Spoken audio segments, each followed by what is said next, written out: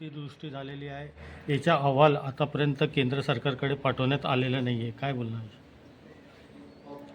महाराष्ट्रामध्ये अतिवृष्टी होऊन जवळपास आता 2 महिन्याच्या वर कालावधी होत आला आहे. संपूर्ण राज्य अतिवृष्टीग्रस्त झालं आणि अशा ठिकाणी अहवाल आता या खरं म्हणजे 2 महिन्यामध्ये राज्य सरकारकडे आलेला असावा किंवा प्राथमिक अहवाल हा तर महिन्याभराच्या आतच सरकारकडे पोहोचलेला असतो.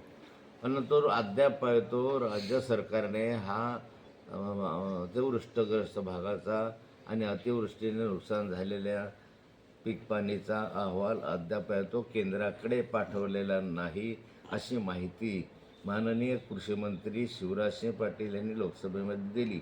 ही अत्यंत चीड आणणारी बाब आहे, अत्यंत गंभीर आहे.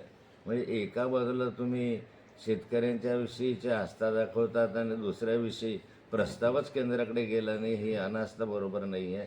केंद्राने आपलं राज्य सरकारने तातडीने या संदर्भामध्ये प्रस्ताव पाठवून केंद्राची मदत मिळवून घ्यावी. हर्षवर्धन सकाळे यांनी मुख्यमंत्री यांना जल्लाद, गजनी अशी उपमा दिली, काय? हर्षवर्धन यांनी जे मुख्यमंत्री आणि प्रधानमंत्री यांना जल्लाद आणि गजनी वगैरे सारख्या उपमा दिल्या, हे योग्य नाही आहे. शेवटी पंतप्रधान या देशाच्या पंतप्रधानाचं आपले मतभेद असले तरी अनादर करता कामा नये.